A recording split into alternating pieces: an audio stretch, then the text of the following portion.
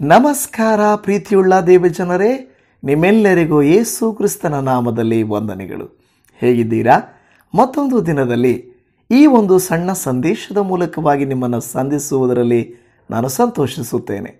ಶರೀರಕ್ಕೆ ಊಟ ಎಷ್ಟು ಮುಖ್ಯವೋ ಆತ್ಮಕ್ಕೆ ಆಹಾರವು ಇಲ್ಲವೇ ಈ ಆತ್ಮಿಕ ಮನ್ನ ಅಷ್ಟೇ ಆಶೀರ್ವಾದದಾಯಕವಾಗಿರುತ್ತದೆ. ಪ್ರಿಯರೇ, ಈ ದಿನ ದೇವರು ನಮ್ಮೊಟ್ಟಿಗೆ ಮಾತನಾಡುವ ವಿಚಾರ, ನಾವು ಅನೇಕ ಭೀತಿಗಳಲ್ಲಿ ಸಿಕ್ಕಿ ಹಾಕಿಕೊಂಡಿರುತ್ತೇವೆ. ಕತ್ತಲೆಯ ಭೀತಿ, ಅನಾರೋಗ್ಯದ ಭೀತಿ, ಶತ್ರುವಿನ ಭೀತಿ, ಸಾಲವೆಂಬ ಭೀತಿ ಇರುವಾಗ ನಮ್ಮನ್ನು ಈ ಭೀತಿಗಳಿಂದ ಬಿಡಿಸಲಿಕ್ಕೆ ಯಾರಿದ್ದಾರೆ? ನಿಮಗೆ ಯಾರಿದ್ದಾರೆ ಅಂತ ಗೊತ್ತಾ? ದೇವರ ವಾಕ್ಯವು ಈ ರೀತಿಯಾಗಿ ಕೀರ್ತನೆಗಳ ಗ್ರಂಥ 34ನೇ ಕೀರ್ತನೆ 4ನೇ ವಚನದಲ್ಲಿ ಹೇಳುತ್ತದೆ, ನಾನು ಯೆಹೋವನ ಸನ್ನಿಧಿಯಲ್ಲಿ ಬೇಡಿಕೊಳ್ಳಲು ಆತನು ಸದುತ್ತರವನ್ನು ಕೊಟ್ಟು ಎಲ್ಲ ಭೀತಿಯಿಂದ ನನ್ನನ್ನು ತಪ್ಪಿಸಿದನು. ಎಲ್ಲ ಭೀತಿಯಿಂದ ತಪ್ಪಿಸಿದನು ಎಂದು ಕೀರ್ತನೆಗಾರನು ಹೇಳುತ್ತಿದ್ದಾನೆ. ಹಾಗಾದರೆ ಅವನ ಭೀತಿಯಲ್ಲಿ ದೇವರು ಬಿಡಿಸಲಿಕ್ಕೆ ಕಾರಣ ಏನಾಗಿರಬಹುದು?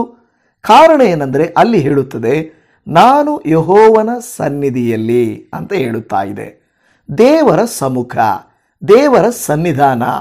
ನೀವು ಎಲ್ಲಿ ನಿಂತಿರುತ್ತೀರೋ, ಯಾವ ಹಳ್ಳಿಯಲ್ಲಿದ್ದೀರೋ, ಯಾವ ಪರಿಸ್ಥಿತಿಯಲ್ಲಿದ್ದೀರೋ, ಅಲ್ಲಿಂದಲೇ ನೀವು ಇವತ್ತು ನಿಮ್ಮ ಹಾಸಿಗೆಯ ಮೇಲೆ ಕೂತುಕೊಂಡು ನಿಮ್ಮ ಪ್ರಯಾಣ ಮಾಡುತ್ತಾ ನಿಮ್ಮ ಜೀವಿತದಲ್ಲಿ ದೇವರನ್ನು, ಇದೇ ದೇವರ ಸಮ್ಮುಖ ಸನ್ನಿಧಿ ಎಂದು ನೆನೆಸಿ ಎರಡನೆಯ ಕಾರ್ಯ ಬೇಡಿಕೊಳ್ಳಲು. ಅಲ್ಲಿ ಹೇಳುವ ಮಾತು, ಕರ್ತನ ಸನ್ನಿಧಿಯಲ್ಲಿ ಬೇಡಿಕೊಳ್ಳಲು ಆತನು ಒಳ್ಳೆಯ ಉತ್ತರವನ್ನೇ ಕೊಡುತ್ತಾನೆ. ಅದೇ ಸದುತ್ತರವನ್ನು ದಯಪಾಲಿಸಿ, ಸದುತ್ತರವನ್ನು ಕೊಟ್ಟು. ಮತ್ತು ದೇವರ ವಾಕ್ಯ ಹೇಳುತ್ತದೆ, ಎಲ್ಲ ಭೀತಿಯಿಂದ. ಆತನಿಗೆ ಇದು ಆಗದು ಅದು ಆಗದು ಅಂತಿಲ್ಲ. ಎಲ್ಲ ಭೀತಿಗಳಿಂದ ಆತನು ನಿಮ್ಮನ್ನು ಬಿಡಿಸಲಿಕ್ಕೆ ಶಕ್ತನಾಗಿದ್ದಾನೆ. ಹಾಗಾದರೆ ನೀವು ನಾನು ಮನುಷ್ಯರನ್ನ ಕೇಳಿಕೊಳ್ಳೋದು, ಮನುಷ್ಯರ ಮೇಲೆ ಆತುಕೊಳ್ಳುವುದು, ಭರವಸೆ ಇಡುವುದು ಯಾಕೆ? ಕರ್ತನ ಸಮ್ಮುಖಕ್ಕೆ ಬರೋಣಲ್ವಾ? ಕರ್ತನನ್ನು ಬೇಡಿಕೊಳ್ಳೋಣಲ್ವಾ? ಆತನು ಎಲ್ಲ ಭೀತಿಯಿಂದ ನಿಮ್ಮನ್ನು ಬಿಡಿಸುವನು. ಇವತ್ತು ನಿಮ್ಮ ವಿದ್ಯಾಭ್ಯಾಸದ ಭೀತಿ, ಅಂಧಕಾರದ ಭೀತಿ, ಸಾಲದ ಭೀತಿ, ರೋಗದ ಭೀತಿ ಏನೇ ಇದ್ದರೂ ಕರ್ತನಿಗೆ ಒಂದು ಮಾತು ಹೇಳೋಣ. ಕರ್ತನೇ, ನೀನು ನನ್ನ ಭೀತಿಯನ್ನು ತೆಗೆದು ನನಗೆ ಧೈರ್ಯವನ್ನು ಕೊಡುವಂಥ ದೇವರು, ಸದುತ್ತರವನ್ನು ದಯಪಾಲಿಸುತ್ತಿ. ನಿನ್ನ ಸಮ್ಮುಖಕ್ಕೆ ನಾನು ಬಂದಿದ್ದೇನಯ್ಯ, ನಿನ್ನನ್ನು ಬೇಡಿಕೊಳ್ಳುತ್ತಾ ಇದ್ದೇನೆ. ಬೇಡುವಂಥ ನನ್ನ ಮೇಲೆ ನಿನ್ನ ಕರುಣೆ ಇರಲಿ, ನಿನ್ನ ಕೃಪೆ ಇರಲಿ.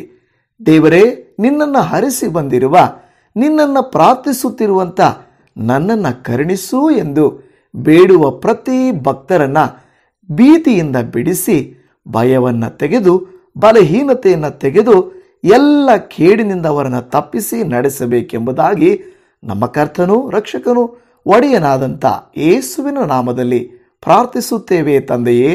ಆಮೇನ್, ಆಮೇನ್. ಈ ವಾಕ್ಯದಂತೆ ನಿಮ್ಮನ್ನು ಸಕಲ ಭೀತಿಗಳಿಂದ ದೇವರು ಬಿಡಿಸಿ ನಿಮ್ಮನ್ನು ಆಶೀರ್ವದಿಸಲಿ. ಶಲೋಮ್. Praise the Lord Jesus.